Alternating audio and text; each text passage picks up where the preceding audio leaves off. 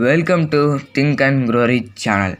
நம்ம சேனலில் நிறைய மோட்டிவேஷனல் வீடியோ பார்த்துருப்போம். அது தொடர்ச்சியாக இன்றைக்கும் ஒரு மோட்டிவேஷனல் வீடியோ தான் பார்க்க போகிறோம். நம்ம ஏர்டெல் கம்பெனியை பற்றி தான் இன்றைக்கி பார்க்க போகிறோம். பார்ட் 1 பார்ட் 2 ஏற்கனவே போட்டிருந்தோம். பார்ட் 1ல் அவர் பார்த்தீங்கன்னா எவ்வளோ கஷ்டப்பட்டு அந்த இரும்பு கம்பெனிலேருந்து ஒரு பிளாஸ்டிக் கம்பெனி ஆரம்பித்து அப்புறமா சைக்கிள் கம்பெனி ஆரம்பித்து எப்படி வளர்ந்தார் அப்படின்ற ஃபஸ்ட்டு பார்ட்டில் பார்த்தோம். ரெண்டாவது பார்ட்டில் பார்த்தீங்கன்னா அவர் எப்படி வளர்ந்து என்னென்ன பிஸ்னஸ்லாம் அவர் போனார், எந்தெந்த பிஸ்னஸில் லாஸ் ஆச்சு, லாஸ்ட்டாக எதோட முடிச்சோன்னா மொபைல் கம்பெனியில் அவர் எப்போ பார்த்தாரு, எப்படி பார்த்தாரு, எப்படி இன்வெஸ்ட் பண்ண போகிறாரு, எதில் அப்படி வெற்றி பெற போகிறாரு அப்படின்றது மொபைலோட நம்ம முடித்தோம். பார்ட் 3 அதாவது இந்த வீடியோவில் நம்ம பார்த்தீங்கன்னா மொபைல் கம்பெனி அவர் இன்வெஸ்ட் பண்ணி 1990 மொபைல் கம்பெனி அவர் பார்த்து என்ன பண்ணார் அப்படின்றது இந்த வீடியோவில் பார்க்க போகிறோம். நம்ம சேனலுக்கு யாராவது புதுசாக வந்திருக்கீங்க, நம்ம சேனல் சப்ஸ்கிரைப் பண்ணுங்கள், மறக்காமல் பக்கத்துக்கு பெல்லை கிளிக் பண்ணுங்கள். சரி வாங்க வீடியோக்குள்ளே போகலாம். அந்த காலத்தில் பார்த்தீங்கன்னா 1990s வேர்ல்டில் மொபைல்ஸ் ரொம்ப ரெவல்யூஷன் கிரியேட் பண்ணுது. அப்போ இவர் கண்ணில் மொபைல் படுது. மொபைல் பார்த்தீங்கன்னா நம்ம எப்படியாச்சும் நம்ம இந்தியாவுக்குள்ளே கொண்டு வரணும், அதுதான் அடுத்ததாக ரெவல்யூஷன் கிரியேட் பண்ண போகுது அப்படின்றது அவருக்கு தெரியுது. இவருக்கு தெரிஞ்ச மாதிரி நிறைய கம்பெனிஸ்க்கு தெரிஞ்சிருக்கு. ஏன்னா இவர் ஒண்டி சக்ஸஸ்ஃபுல் மேனாக இருக்க மாட்டார், நிறைய பேர் சக்ஸஸ்ஃபுல்லாக மேனாக இருப்பாங்களே, அவங்களுக்கும் தெரியுது இந்தியாவில் மொபைல் தான் அடுத்தது ரெவல்யூஷன் கிரியேட் பண்ண போகுது அப்படின்னு தெரிஞ்சோன்னே 1990 இவர் பார்த்தீங்கன்னா ஸ்டார்ட் பண்ண ஆரம்பிச்சிட்டார். மொபைல் பற்றி டீட்டெயில்ஸில் கலெக்ட் பண்ண ஆரம்பிச்சிட்டாரு. எப்படி அது வாங்கலாம், எப்படி இந்தியாவில் நம்ம அதை விற்கலாம் அப்படின்ற நிறைய விஷயங்கள் பார்த்துட்டு இருக்கும்போது இந்தியன் கவர்மெண்ட் இப்போ தான் அவருக்கு சாதகமாக ஒரே ஒரு சட்டத்திட்டங்களை கிரியேட் பண்ணுறாங்க. அது என்ன ஒரு சட்டத்திட்டம்னா, ஜனவரி 1 1992 இந்தியாவுக்குள்ள நாங்கள் மொபைல்ஸ் இறக்குமதி பண்ண போகிறோம். அதுக்கு நம்ம நெட்வொர்க் எந்த நெட்வொர்க்கு யூஸ் பண்ணலாம் அப்படின்றதுக்கு விண்ணப்பிக்கலாம் அப்படின்னு சொல்கிறாங்க. இப்போ தான் ஏர்டெல்ன்ற ஒன்றே உருவாக போது. இன்னும் பார்த்தீங்கன்னா எல்லோரும் விண்ணப்பிக்கும் போது என்ன சொல்கிறாங்கன்னா, கவர்மெண்ட் இந்தமாரி ஒரு நெட்வொர்க் ஏர்டெல் இதுமாரி ஐடியா வோடஃபோன்லாம் இருக்குல்ல, அதுமாரி யாரெல்லாம் விண்ணப்பிக்கிறீங்களோ விண்ணப்பிக்கலாம் அப்படின்னு சொல்லும் போது எந்த நாட்டுக்கு மொத்தமே இந்தியாவுக்கு ஃபுல்லாக மொத்தமாக விட மாட்டாங்களா, கொஞ்சம் சில நாடுகளுக்கு விடுவாங்களா. அப்போ பார்த்தீங்கன்னா டெல்லி, மும்பை, சென்னை, கல்கட்டா இதுமாதிரி முக்கியமான நாடுகளுக்கு பார்த்திங்கன்னா சில கண்ட்ரிஸ் அது மாதிரி கண்ட்ரீஸில் இது வெளியிடலாம் அப்படின்னு சொல்லும்போது பார்த்திங்கன்னா ஒத்துக்கிறாங்க. அப்போ ஒத்துக்கிட்ட பிறகு பார்த்திங்கன்னா 30 பேர் இந்த இதுக்கு லைசன்ஸ் வாங்குறாங்க. 30 பேருக்கும் லைசன்ஸ் வாங்கிட்டு பார்த்தீங்கன்னா அதில் ஒருத்தர் தான் இவர் பார்த்திங்கன்னா யோசிக்கிறாரு, இந்தியாவில் நம்ம தான் முதல்ல பாரதி கம்பெனிஸ் தான், அதாவது பாரதி டெலிகாம் கம்பெனிஸ் தான் முதல்ல இம்போர்ட் பண்ணும் எல்லா ஃபோன்ஸையும், நம்ம தான் ஒரு நல்ல நெட்வொர்க்காக இருக்கணும் அப்படின்ட்டு இவர் ஒரு நல்ல இதுவாக இருக்கார். அந்த 30 பேர் கலந்துருந்தாலும் இவருக்கு தான் அந்த லைசன்ஸ் கொடுக்கப்படுது. இவருக்கு அந்த லைசன்ஸ் கொடுத்த உடனே பார்த்தீங்கன்னா நம்ம நாட்டில் தான் பார்த்தீங்கன்னா வித்தியாசமான சட்டத்திட்டங்களை உடனே கிரியேட் பண்ணுவாங்க. இவர்கிட்ட கலந்துக்கிட்ட 30 பேர் பார்த்தீங்கன்னா டாடா, பில்கா இது மாதிரி பெரிய ஆளுங்கனால நிறைய பெரிய ஆள் இருக்கிறதுனால என்ன பண்ணுறாங்க, அவங்க இன்ஃப்ளூயன்ஸை பயன்படுத்தி கவர்மெண்ட்டில் ஆட்சியில் பெரிய இன்ஃப்ளூயன்ஸை பயன்படுத்தி கட்சியாங்கெல்லாம் வச்சு கவர்மெண்ட்டில் இன்னொரு சட்டத்திட்டம் கிரியேட் பண்ணுறாங்க. அதாவது ஒருத்தங்களுக்கு ஒரு ஸ்டேட் தான் ஒரு கண்ட்ரி தான் கொடுக்க போகிறோம் அப்படின்னு சொல்லிட்டு உடனே பார்த்தீங்கன்னா இவருக்கு ஒரே ஒரு கண்ட்ரி தான் கொடுக்கப்படுது. அந்த கண்ட்ரி வச்சு இவர் பார்த்தீங்கன்னா கொடுத்து எல்லா கண்ட்ரியும் கை விட்டுட்டு ஒரே ஒரு கண்ட்ரி தான் கொடுக்கப்படுது. அந்த கண்ட்ரி பார்த்தீங்கன்னா டெல்லி கொடுக்குறாங்க. இவருக்கு டெல்லி கொடுத்தோன்னே சரி இருந்தாலும் இது நம்ம எவ்வளோ கஷ்டப்பட்டோம், நம்ம இது பண்ணோம், ஆனால் கட்சியில் பார்த்தீங்கன்னா 4 கண்ட்ரி கிடச்சும் பார்த்தீங்கன்னா அந்த 4 கண்ட்ரி கொடுக்காம நமக்கு டெல்லி ஒட்டி கொடுத்துருக்காங்களே அப்படின்னு இப்போ வருத்தப்பட்டார். ஓகேங்களா, வருத்தப்படும் போது பார்த்தீங்கன்னா அதுக்கப்புறம் சரி இருந்தாலும் பரவாயில்ல நம்ம இது பண்ணலாம் அப்படின்னு சொல்லிட்டு இவர் அந்த ஒரே ஒரு கம்பெனி வச்சு இது பண்ணுறாரு. அப்போ பார்த்தீங்கன்னா 2 மிகப்பெரிய கம்பெனி கிட்ட டைப் வச்சுக்கிறதுக்கு அவர் போய் கேட்குறாரு. அப்போ 2 மிகப்பெரிய டைப் வச்சுருக்க கம்பெனி, முதல் கம்பெனி பார்த்தீங்கன்னா ஏஷியாவில் மிகப்பெரிய கம்பெனி அப்படின்னு சொல்லிட்டு அந்த கம்பெனியில் போய் கேட்குறாரு. அந்த கம்பெனி பார்த்தீங்கன்னா ரொம்ப கேவலமாக பார்த்து இவர் வெளியே தொடுத்துடுறாங்க. உனக்கெல்லாம் வாய்ப்பு கொடுக்கணுமாடா போடா அப்படின்னு சொல்லிட்டு வெளில கழுத்தை பிடிச்சி வெளில தள்ளிடுறாங்க. அதுக்கப்புறம் பார்த்தீங்கன்னா விண்டர்டென்ட் அப்படின்றது யூரோப்லேயே மிகப்பெரிய ஒரு மொபைல் கம்பெனி நெட்வொர்க் அவங்க வச்சுருக்காங்க. அவங்கக்கிட்ட போய் டைப் வச்சுக்கலாமா, ஏன்னா பார்த்தீங்கன்னா ஒரு 3 மணி நின்று வரும். அதாவது இது வரைக்கும் பண்ணது எல்லாமே பார்த்தீங்கன்னா ஒரு மிகப்பெரிய ஆளுங்க எல்லாம் அதை அடிப்பட்டாங்க, அதில் தெரிஞ்சு முன்னணியில் இருக்காங்க, அவங்ககிட்ட கேட்டு தான் நம்ம எல்லாம் வேலையும் செய்வோம். ஏன்னா பார்த்தீங்கன்னா நம்மளுக்கு ஒரு எந்த அனுபவம் இல்லைன்னா நம்ம எல்லாம் தெரிஞ்சவங்க கிட்ட தான் எல்லாம் கற்றுப்போம். அதே மாதிரி தான் இவரும் எல்லாம் தெரிஞ்சவங்க கிட்டேருந்து கற்றுக்கணும் அப்படின்னு சொல்கிறதுக்காக டைப் வச்சுக்க கேட்டார். ஆனால் அவங்க கிட்டே வேலை பார்க்குற ஸ்டாஃப்ஸ்லேருந்து எல்லாரும் பார்த்தீங்கன்னா ஒரு பொட்டி கடை வச்சுருக்க ஒரு ஆள் மாதிரி இவர் மெயின்டைன் பண்ணாங்க. ஒரு மிகப்பெரிய தமிழ்நாட்டில் இந்தியாவில் ஒரு மிகப்பெரிய பிஸ்னஸ் மேனாக இருந்தாலும் ஒரு பொட்டி கடை வச்சுருக்க ஆள் மாதிரி தான் எல்லாரும் பார்க்குறாங்க. அவ்வளோ கேவலமாக பார்க்குறாங்க. இவரை ரொம்ப நக்கலாக பதில் சொல்கிறாங்க, உனக்கு 1/2 hour தான் டைம் கொடுத்துருக்காங்க, போய் பேசு, அதுக்கப்புறம் 1/2 hour கழிச்சு உன்னை வெளில தவிர்த்துருவோம், அதுக்குள்ளே என்ன பண்ண முடியுமோ பண்ணிக்கவா அப்படின்ற மாதிரி எல்லோரும் நக்கலாக பதில் சொல்லலாம். இவர் பார்த்தீங்கன்னா அந்த 1/2 hour பயன்படுத்திக்கிட்டு அந்த மேனேஜர் அதாவது சிஓ இருக்கார் பார்த்தீங்கன்னா அந்த சிஓ கிட்ட 1/2 hour பேசுறதா இருந்தாலும் கரெக்டாக தான் பேசணும் அப்படின்னு சொல்லிட்டு நல்லா அவரோட கம்யூனிகேஷன் ஸ்கில்ஸை வச்சு நல்லா பேசுகிறாரு. ஆனால் அந்த இது பார்த்தீங்கன்னா அந்த சிஓ கேட்டுகிட்டே இருக்காரு. சொல்ல இன்ட்ரெஸ்டிங்காக போயிட்டே இருக்குது. கம்யூனிகேஷன் ரொம்ப இன்ட்ரெஸ்டிங்காக போயிட்டே இருக்குது. அப்போ பார்த்தீங்கன்னா ஒரு 3 hour 1/2 hour டைம் அப்பாயின்மெண்ட் கொடுத்தது மற்ற எல்லா அப்பாயின்மெண்ட்டும் கேன்சல் பண்ணிவிட்டு 3 hour அவர் சொல்கிறத கேட்டுக்கிட்டே இருக்கார் அந்த சிஓ. இவர் எந்த கேட்டுட்டு நம்ம முதல்ல பார்த்தீங்கன்னா நம்ம கம்யூனிகேஷன் ஸ்கில்ஸை வளர்த்துக்கணும், பேச்சு திறமையாக வளர்த்துக்கணும்னு சொல்லுவாங்க. ஓவராகவும் பேசக்கூடாது, கம்மியாகவும் பேசக்கூடாது, ஒரு லிமிட்டாக பேசணும், சொல்ல வரதை அழகாக சொல்லிட்டு போகணும் அப்படின்ற மாதிரி சொல்லுவாங்களே, அதேமாரி இவரும் பொறுமையாக அழகாக எக்ஸ்பிளைன் பண்ணிகிட்டே போகிறாரு. இதை பார்த்த சிவு வந்து ரொம்ப பிரமிச்சு அவர் வந்து சொல்கிறத நிறைய கேட்டுக்கிட்டு இருக்காரு. அது மட்டும் இல்லாமல் நடுவில் நிறைய கேள்வி கேட்குறாரு. அதுக்கும் வந்து பார்த்தீங்கன்னா சுனில் மிட்டல் அவர்கள் வந்து கரெக்டாக பதில் சொல்லிகிட்டே வராரு. இதை பார்த்து ஆச்சரியமான அவர் வந்து பார்த்தீங்கன்னா கடைசியில் முடியும் போது சரி நான் அவங்க கூட டைப் வச்சுக்கிறேன் அப்படின்றது சொல்கிறாரு. டைப் வச்சுன்னு மணிலாம் கொடுப்பாங்களோ அதுமாதிரி டிரான்சாக்ஷன் நிறைய நடக்குது. அப்போ வந்து டெல்லியில் வந்து ஏர்டெல் அப்படின்றது வந்து ஒன்று ஓப்பன் பண்ணுறாங்க. ஏர்டெல் ஓப்பன் பண்ணி வந்து பார்த்தீங்கன்னா அவர் ஒரு கணக்கு போட்டு வச்சிருந்தார். என்னென்னு பார்த்தீங்கன்னா 25 மில்லியன் தான் செலவாகும் அப்படின்ற மாதிரி கணக்கு போட்டு வச்சிருந்தார். ஆனால் மொத்தமாக ஒரு செலவானது மணி வந்து பார்த்தீங்கன்னா 100 மில்லியன்ஸ் வந்து அவருக்கு மொத்தமாகவே செலவாச்சான். வந்து பார்த்துக்கோங்க. அப்புறமா தான் இவர் யோசிக்க ஆரம்பிக்கிறார், ஆண்டம் வந்து நம்மளுக்கு ஒரு நல்ல வழி விட்டுருக்காருப்பா அப்படின்னு யோசிக்கிறாரு. ஏன்னு பார்த்தீங்கன்னா இப்போ வந்து பார்த்தீங்கன்னா நம்ம நிறைய கம்பெனிகளில் இன்வெஸ்ட் பண்ணியிருந்தால் நம்ம வந்து தோல்வி தான் செஞ்சுருப்போம்.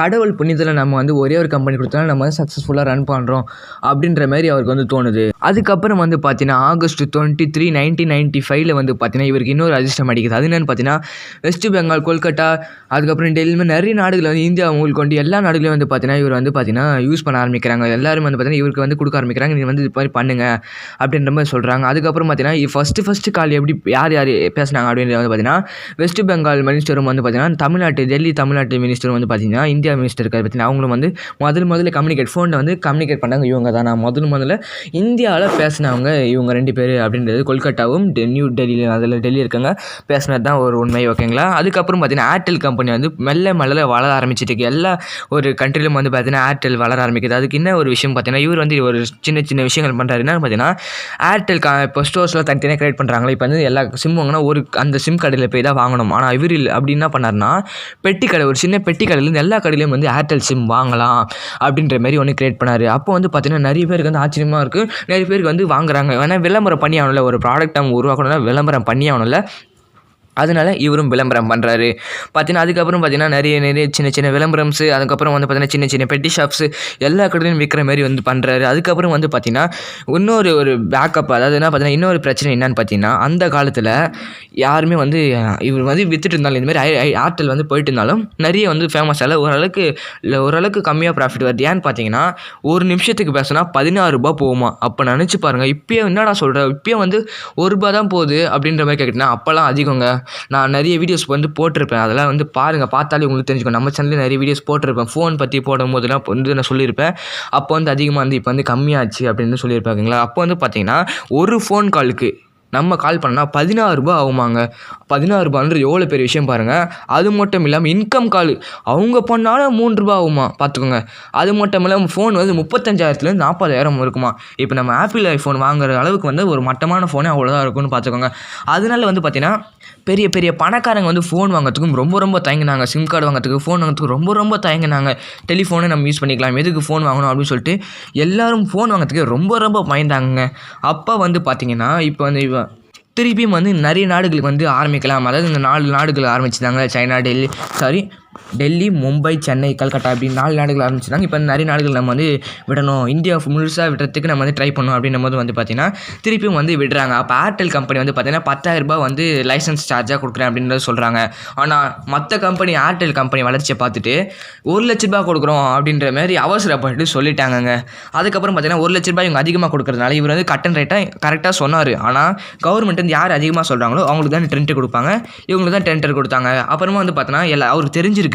என்ன தெரிஞ்சிருக்குன்னா எப்படி இவங்க வந்து தோற்று போயிடுவாங்க, இந்த காசை வச்சு பண்ணவே முடியாது, இவ்வளோ காசு கொடுத்தா நம்ம எப்படி லாபம் பார்க்கவே முடியாது, நஷ்டத்தில் தான் போவோம், நம்ம சொத்துலாம் இழக்க வேண்டியது இருக்கும் அப்படின்றது தெரிஞ்சிருக்கு. அதனால தான் இவர் விட்டு பிடிச்சார். எப்படி விட்டு பிடிக்கிறாருன்னா இவருக்கு ஆனால் ஒரே ஒரு இது கிடச்சிது. இவர் கொடுத்த 10,000 ரூபாய்க்கு இமாச்சல பிரதேஷ் அங்கே யாருமே எடுக்கல, அங்கே ஒரு கிரிட்டிக்கலான இடத்துனால அங்கே யாருமே எடுக்கல. அந்த இடம் வந்து இவர் கிடச்சிது. இருந்தாலும் வந்து பார்த்தீங்கன்னா எல்லா கம்பெனிக்காரங்களும் எல்லா நாடுகாரங்களும் வந்து என் கையிலே சீட்டு கொடுப்பாங்க, அவங்க கஷ்டத்தில் இருக்கும்போது கம்மியாக சீட்டு கொடுப்பாங்க, நம்மளே வாங்கிக்கலாம் அப்படின்ற மாதிரி வந்து யோசிக்கிறாரு. அவர் நினச்ச மாதிரியே வந்து பார்த்தீங்கன்னா இவர்கிட்ட இருக்க மணி ஸ்கில்ஸ்லாம் போட்டு வந்து பார்த்தீங்கன்னா இவர் வந்து அந்த இமாச்சல பிரதேசில் வந்து அங்கே வந்து திருப்பி ஏர்டெல் கம்பெனி ஆரம்பித்து அங்கே வந்து இது பண்ணிகிட்ருக்காரு. அதுக்கப்புறம் வந்து பார்த்தீங்கன்னா நிறைய நாடுகள் இருக்க நிறைய கம்பெனிஸ் பெரிய கம்பெனிஸ்லாம் வந்து ரன் பண்ணிட்டு இருக்கும்போது வந்து பார்த்தீங்கன்னா எல்லோரும் வந்து நஷ்டத்துலேயே போயிட்டுருக்கு அப்படின்னு சொல்லும் போது கவர்மெண்ட்டே போய் திருப்பி கேட்குறாங்க, இதுமாதிரி நஷ்டத்துலேயே போகுது, எங்களுக்கு கம்மி பண்ணுங்கள், நீங்கள் வந்து லைசன்ஸ் பண்ணி கம்மி பண்ணுங்கள் அப்படின்னு கேட்கும்போது நீங்கள் தானே இப்போ ஆசைப்பட்டு கேட்டீங்க, நீங்கள் தானே விருப்பப்பட்டு கேட்டீங்க, இப்போ எதுக்கு மாற்றுறீங்க, அதெல்லாம் முடியாது அப்படின்ட்டு கவர்மெண்ட் கட்டணம் ரேட்டாக சொன்னோன்னே ரொம்ப நஷ்டத்தில் போகுது, எல்லா கம்பெனியும் நஷ்டத்தில் போகுது. ஏர்டெல் வந்து லாபத்தில் போயிட்டுருக்கு. ஏன்னா அவங்க வந்து 10,000 ரூபாய் தான் இது கொடுக்குறாங்க லைசன்ஸ், ஆனால் இவங்க 1 லட்ச ரூபாய் கொடுக்குறதுனால நிறைய நஷ்டத்தில் போகுது அப்போ வந்து பார்த்திங்கன்னா இவங்க கவர்மெண்ட் கிட்ட போய் கேட்குறாங்க, இதுமாரி நம்ம ப்ராஃபிட் ஷேரிங் இது மெஷர்மெண்ட் வச்சுக்கலாம். அதாவது ₹1,00,000 கொடுக்குறோம்ல நாங்கள், ஆனால் வந்து ப்ராஃபிட் ஷேரிங்ன்றது நாங்கள் இன்றைக்கி ₹10,000 வந்தால் ₹10,000 கொடுக்குறோம். அதாவது இன்றைக்கி வந்து ஒரு ₹10,000 வருதுன்னு வச்சுக்கோங்களேன், அதில் வந்து 10% உங்களுக்கு ₹1,000 கொடுக்குறோம். அது மட்டும் இல்லாமல் 50,000 வந்துச்சுன்னா உங்களுக்கு வந்து 50% உங்களுக்கு வந்து ₹5,000 கொடுக்குறோம். இதுமாரி அதில் வந்து குறிப்பிட்ட அமௌண்ட் கொடுக்குறோம் அப்படின்ற மாதிரி சொல்லியிருந்தாங்க. ப்ராஃபிட் எவ்வளோ வருதோ அவ்வளோ கொடுக்குறோம்னு. கவர்மெண்ட்டுக்கும் வேறு வழி இல்லாமல் நஷ்டத்தில் போகுது, சரி போனால் போட்டோம் அப்படின்னு சொல்லிட்டு கவர்மெண்ட் வந்து பார்த்திங்கன்னா சரி ஓகே இதே பார்த்துக்கோங்க அப்படின்றது சொல்கிறாங்க. அப்போ தான் ஏர்டெல் நினச்சது எல்லாமே நடக்குது. அப்போ வந்து பார்த்திங்கன்னா ஏர்டெல் நினச்சாங்க பார்த்தீங்களா, அது எல்லாமே நடக்கும்போது வந்து பார்த்திங்கன்னா ஏர்டெல் வந்து எல்லோரும் விற்கிறாங்கல்ல, இதுமாதிரி என்னால் முடியல நஷ்டத்தில் குடும்ப கஷ்டத்தில் எல்லாருமே விற்கிறாங்க. மிகப்பெரிய பணக்காரங்க ஜாம்பவானாங்களாம் வாங்கின 30 பேரும் மிகப்பெரிய ஜாம்பவான் தான். ஆனால் 30 பேர் நடுத்தருக்கு வந்துட்டு எல்லாருமே விற்க ஆரம்பிக்கிறாங்க. அப்போ பாரதி ஏர்டெல் வந்து வாங்குது. இந்தியாவில் 70% இது வந்து பார்த்திங்கன்னா ஏர்டெல் கம்பெனி எல்லாமே வாங்கிட்டாங்க. 1999 வந்து பார்த்திங்கன்னா எல்லாத்தையும் விட இதுதான் ரொம்ப அதிகமாக வந்து இது பண்ணிட்டுருக்கு. அது மட்டும் இல்லாமல் 15,000 crores வந்து பார்த்தீங்கன்னா இவங்க பையன் எல்லாம் ஏதாச்சும் கொடுத்து எல்லாத்தையும் வாங்கியிருக்காரு. வாங்கிட்ட பிறகு பார்த்தீங்கன்னா 1919 வந்து பார்த்தீங்கன்னா 50,000 வந்தால் 5,000 விற்கிறது அந்த மாதிரி வந்து இது பண்ணிட்டு இருக்காங்க. ஓகேங்களா, 50,000 ஃபோன் வந்து பார்த்தீங்கன்னா 5,000 வந்துருச்சு. இப்போ வந்து 50,000 ஃபோன் வந்து 5,000 வந்துச்சுன்னா எல்லாம் சும்மாவாக இருப்பாங்க. அப்போ வந்து பார்த்தீங்கன்னா 50,000 ஃபோன் 5,000 வந்தோடனே எல்லோரும் வாங்க ஆரம்பிக்கிறாங்க. எல்லோரும் வாங்க ஆரம்பித்து எல்லோரும் வந்து யூஸ் பண்ணுறாங்க. அது மட்டும் இல்லாமல் இன்னொரு ஆஃபரும் வருது ஏர்டெல்லில். என்னென்னு பார்த்தீங்கன்னா இன்கம் கால் ஃப்ரீ அப்படின்ற மாதிரி ஏர்டெல்லில் இன்னொரு ஆஃபர் வருது. இதை பார்த்தோன்னே எல்லாருக்கும் முன்னும் சந்தோஷம். இன்கம் கால் ₹3 போயிருந்துச்சு, இன்கம் கால் ஃப்ரீ அப்படின்னு ரொம்ப சந்தோஷமாயிடுச்சு. அது மட்டும் இல்லாமல் இன்னொரு ஆஃபரும் கொடுக்குறாங்க. அடுத்தடுத்து ஆஃபர் என்ன கொடுக்குறாங்கன்னா அதாவது ஒரு நிமிஷத்துக்கு வந்து பார்த்தீங்கன்னா உங்களுக்கு வந்து பார்த்தீங்கன்னா ₹3 தான் போகும், இல்லை ₹2 ₹3 போகும் அப்படின்னு சொன்னோன்னே எல்லாருக்கும் ரொம்ப சந்தோஷம். அடுத்தடுத்த இன்பரிச்சியாக கொடுக்கும்போது ₹16 எங்கே இருக்குது, ₹3 எங்கே இருக்குன்னு பாருங்கள். நம்ம அவுட் கோயிங் கால், இன்கமிங் கால் ஃப்ரீ, ₹3 ஃப்ரீ அப்படின்னும் போது இன்கமிங் கால் ரொம்ப சந்தோஷமாக இருக்குது. அது மட்டும் இல்லை 50,000 செல்லு ₹5,000 வந்தால் இப்படி எல்லாமே இன்பதிர்ச்சியாக கொடுத்தா மக்கள் சும்மாவாக இருப்பாங்க. எல்லாருக்கும் பார்த்தீங்கன்னா அது ஒரு நெசசரி திங் ஆகுது. இப்போ நம்ம ட்ரெஸ்ஸு சாப்பாடுலாம் நெசசரி இல்லை, அதேமாதிரி ஃபோனுன்றது நெசசரியாகவே மாறுது. எல்லா கையிலும் ஃபோன் கண்டிப்பாக இருந்தே ஆகணும் அப்படின்றது சட்டமாகவே மாறுது. ஓகேங்களா, அப்போ வந்து பார்த்தீங்கன்னா எல்லாருமே ஃபோன் யூஸ் பண்ணுறாங்க. அப்போ ஒருத்தர் பார்த்துட்டே இருக்காரு. அவர் யாருன்னு பார்த்தீங்கன்னா ரிலையன்ஸ் ஓனர் தாங்க, ஆடி அம்பானி. அவர் வந்து பார்த்துட்டே இருக்காரு. எப்போ வந்து அவருக்கு வந்து தெரியுது இதில் வந்து எப்போ இன்வெஸ்ட் பண்ணணும் அப்படின்னு தெரிஞ்சுக்கிட்டு அவர் வந்து பார்த்தீங்கன்னா அவங்க 2 தம்பிங்களோட வந்து ஆடி அம்பானி முனில் 2 பேர் இருப்பாங்க பார்த்தீங்களா, அம்பானி கூட ஆளுங்க. அவங்க வந்து இன்வெஸ்ட் பண்ணலாம், ரிலையன்ஸ் வந்து இன்வெஸ்ட் பண்ணலாம் அப்படின்னு சொல்லிட்டு இன்வெஸ்ட் பண்ணுறாங்க. பாரதி கம்பெனி, அதாவது இந்த வந்து ஏர்டெல் கம்பெனி கம்பேர் பண்ணும்போது அவங்க குடும்பத்தோட கம்பெனி வந்து பார்த்தீங்கன்னா மிகப்பெரிய கம்பெனிங்க, 100 மடங்கு இந்த ஏர்டெலோட அவங்க மிகப்பெரிய ஒரு கம்பெனி. ஓகேங்களா, மிகப்பெரிய பணக்காரம். செல்வாக்குலையும் எல்லாத்துலேயும் செல்வாக்குலையும் சரி, பணத்திலும் சரி, பதவியிலும் சரி, எல்லாத்துலேயும் வந்து அவங்க மிகப்பெரிய ஒரு ரோல் ப்ளே பண்ணிட்டு இருக்காங்க.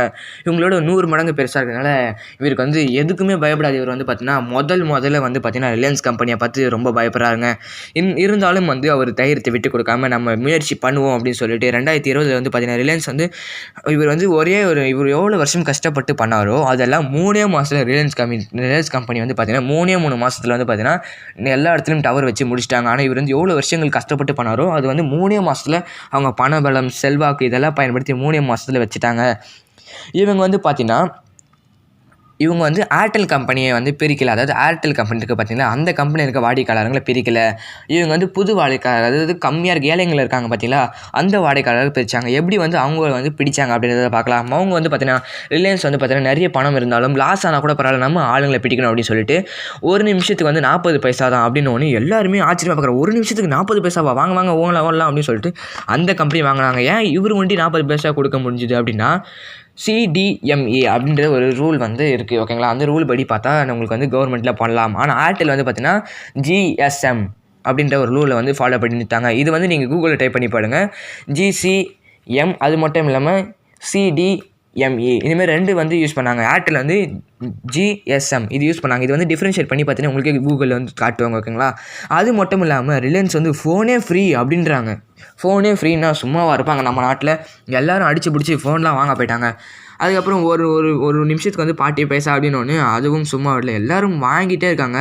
அப்படி நிறைய வாங்கிட்டு இருக்கும்போது பார்த்தீங்கன்னா ஏர்டெல் கம்பெனி வந்து சரிவை சந்திக்கல. இருந்தாலும் அவங்க வந்து பார்த்தீங்கன்னா அவங்க கம்பெனி, அதாவது ஏர்டெல்லில் வந்து இருக்க வாடிக்கையாளர் யாருமே மாறல. ஏன் ஏர்டெல் இருக்க வாடிக்கையாளர் மாறலைன்னா அவங்க வந்து கஸ்டமர் சர்வீஸ் வந்து நல்லா மெயின்டைன் பண்ணியிருந்தாங்க. அதனால வந்து பார்த்தீங்கன்னா வாடிக்கையாளர்கள் மாறவே இல்லை. ஆனால் ரிலையன்ஸில் வந்து பார்த்தீங்கன்னா ஏழை மட்டமாக இருக்காங்க, அதாவது அடிமட்டத்தில் இருக்காங்க. இந்தமாதிரி ஏழைகள், இதுமாதிரி மீடியம் கிளாஸ் அந்தமாதிரி இதெல்லாம் பயன்படுத்த ஆரம்பித்தாங்க அவங்க மொபைல் ஃபோனை. இவங்க வந்து ஏர்டெல் வந்து எவ்வளோ வருஷம் கஷ்டப்பட்டு பண்ணாங்களோ அது வந்து 9 மாதத்துலேயே நிறைய கஸ்டமர்ஸ் அவங்களுக்கு ஈக்குவலாக வந்து பிடிக்க ஆரம்பிச்சிட்டாங்க. ஏர்டெல் வந்து GSM அவங்க ஃபாலோ பண்ணதால ரொம்ப கஷ்டத்தை அனுபவிச்சாங்க. ஆனால் ரிலையன்ஸ் வந்து பார்த்தீங்கன்னா CDMA அப்படின்றதுனால வந்து பார்த்தீங்கன்னா ரொம்ப ஈஸியாக வந்து அவங்க ரோல் ப்ளே பண்ணாங்க. 1992 வந்து பார்த்தீங்கன்னா டெல்லியில் வந்து நிறைய இடங்களை அவங்க வந்து பிடிச்சாலும் இவர் வந்து ரீப்ளாக் பண்ணி அவர் வந்து பார்த்தீங்கன்னா திருப்பி ஏர்டெல் கம்பெனி வந்து பார்த்தீங்கன்னா மிகப்பெரிய இடத்துக்கு பிடிச்சி ஏர்டெல் வந்து செம்மையாக ஃபேமஸ் ஆகிட்டே போயிட்டுருக்காங்க கஸ்டமர் சர்வீஸ்னால. 10 வருஷம் கழிச்சு வந்து பார்த்தீங்கன்னா 2003 வந்து பார்த்தீங்கன்னா இந்தியா ஃபுல்லாக வந்து நம்பர் 1 இடத்துல வந்து ஏர்டெல் வந்துடுச்சு.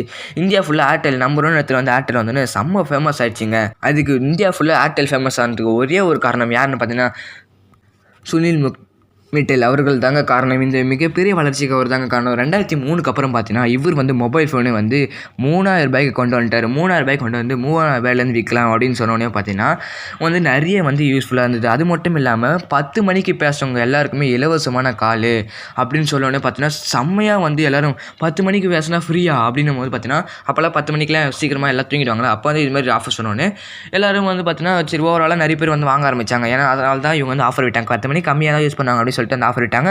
அந்த ஆஃபர்னாலையும் பார்த்தீங்கன்னா ஏர்டெல் வந்து செம்மையாக வளர்ச்சி அடைஞ்சதுங்க. அது கூட ஏர்டெல் வளர்ந்துட்டு இருக்கும் போது தான் நிறைய பேர் வளர்ந்தாங்க. அதாவது டாடா டோக்கோமோ, யூனியன், ஐடியா, இந்தமாதிரி நிறைய கம்பெனிஸ் வந்து வோடஃபோன், MTS இதுமாதிரி நிறைய கம்பெனி வளர்ந்துட்டுருக்கு.